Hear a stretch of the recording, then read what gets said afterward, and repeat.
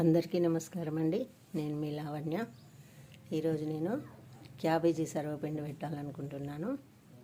దానికి కావాల్సిన ఇంగ్రీడియంట్స్ ఏంటో చూపిస్తాను. ఇదేంటంటే జొన్న పిండి, ఇది బియ్యం పిండి. ఈ రెండిటితో కలిపి పెడతానండి. తరిగి పెట్టుకున్న ఉప్పు నీళ్ళలో వేసి పెట్టాను. కరివేపాకు, క్యాబేజీ, ఇంకా దాంట్లో కలిపెట్టి నువ్వులు, శనగపప్పు, పల్లీలు, పచ్చిమిర్చి, ఉప్పు, కారం, జీలకర్ర, గరం మసాలా, పసుపు, ఇవండి ఇందులో వేసే ఇంగ్రీడియంట్స్. చాలామందికి క్యాబేజీ పిల్లలు సరిగా తినరు, పెద్దలు కూడా తినరు. మనం ఈ విధంగా సర్వపిండిలాగా పెడితే చాలా టేస్ట్ ఉంటుంది, మనకు మంచి హెల్త్ కూడా అండి. ఇప్పుడు పిల్లలు ఈరోజు హోలీ కాబట్టి ఇంటి దగ్గర ఉన్నారు, ఆడుకుంటున్నారు.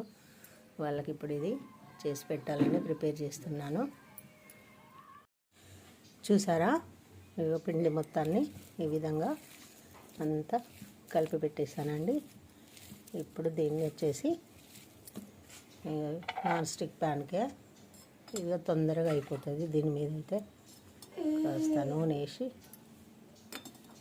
దీనికి మనము అప్లై చేయడం, నూనె అప్లై చేసి ఈ పిండిని దీనికి వేసి వత్తడమేనండి.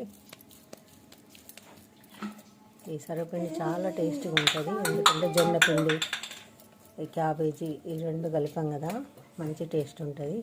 మనం సర్వపిండి పెట్టుకోవాలంటే ఎప్పుడు ఒకలాగే కాకుండా దొండకాయ వేసి పెట్టుకోవచ్చు, గోరుచిక్కుడుకాయ, చిక్కుడుకాయ, ఇట్లా క్యారెట్, బీట్రూట్ పిల్లల కోసం పెట్టాలంటే వాళ్ళకి నచ్చినట్టు మనం మంచిగా ఎన్ని రకాల కూరగాయలు ఉంటే అన్ని రకాలు వేసుకొని పెట్టుకోవచ్చు అండి. ఒక కాకరకాయ, బెండకాయ తప్ప చాలా మంచి టేస్ట్ ఉంటుంది. చూడండి, ఇలా చక్కగా ప్యాన్ కొత్తేసి మనము కొంచెం మధ్య మధ్యలో హోల్స్ చేయాలి, ఎందుకంటే లోపల మంచిగా చుట్టూ అంతా దాన్ని కుక్ అవ్వాలి అంటే మధ్య మధ్యలో హోల్ చేసి దాంట్లో కొంచెం ఆయిల్ వేయాలి. నిన్న మనవడు మనవరాలు అయితే పక్కనే ఉన్నారు. నానమ్మ నువ్వు ఎంత తొందరగా చేస్తావు, మేము తింటామని చూస్తాను వాళ్ళు. మా పిల్లలకు ఇలాంటి చిరుతిండి చేయాలంటే చాలా ఇష్టం. ఈసారి కేజీకి పైన విసికాను. ఇప్పుడు ఇదంతా పెడితే చక్కగా తింటారు.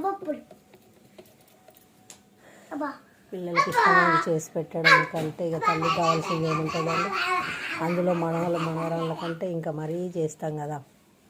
చాత కాకుండా చాతనైనా పిల్లలు తింటారు కదా, వాళ్ళు తింటేనే వాళ్ళ హ్యాపీగా ఉంటేనే మనకు ఎంతో సంతోషంగా ఉంటుంది.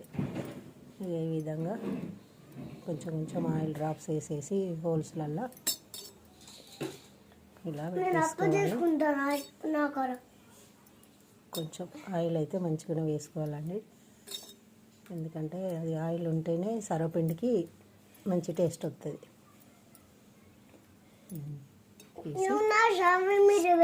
పెట్టేసి సర్వపిండి కాల్చుకోవడమే. చూసారా మా పిల్లలు ఎట్లా చూస్తాను, శ్రీహరిలో శనితో అయిపోతుంది. ఒక 10 నిమిషాల్లో మీకు సర్వపిండి రెడీ చేసిస్తా. చూసారా, సర్వపిండి రెడీ అయిపోయిందండి. మంచిగా రెండు వైపులా కాల్చాను. సూపర్. ఇది రెడీ అయ్యేసరికి మళ్ళీ ఇంకో బౌల్లో కూడా రెడీ చేసి వెడల్పాటి గిన్నెలో ఏదైనా ఒకటి తీయగానే ఒకటి రెడీ చేసి పెట్టుకుంటే ఈజీగా అయిపోతుందండి. చూసారు కదా, క్యాబేజీ జొన్న పిండితో చేసిన సర్వపిండి ఎలా ఉందో మా పిల్లలు ఇప్పుడు టేస్ట్ చేసి చెప్తారు. చూడాలి, టేస్ట్ చేసి చెప్పాలి మీరే.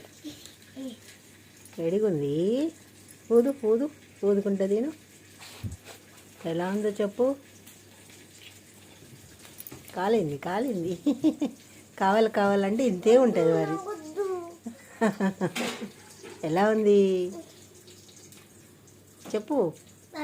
క్యాబేజ్ సర్వపిండి ఓకేనా?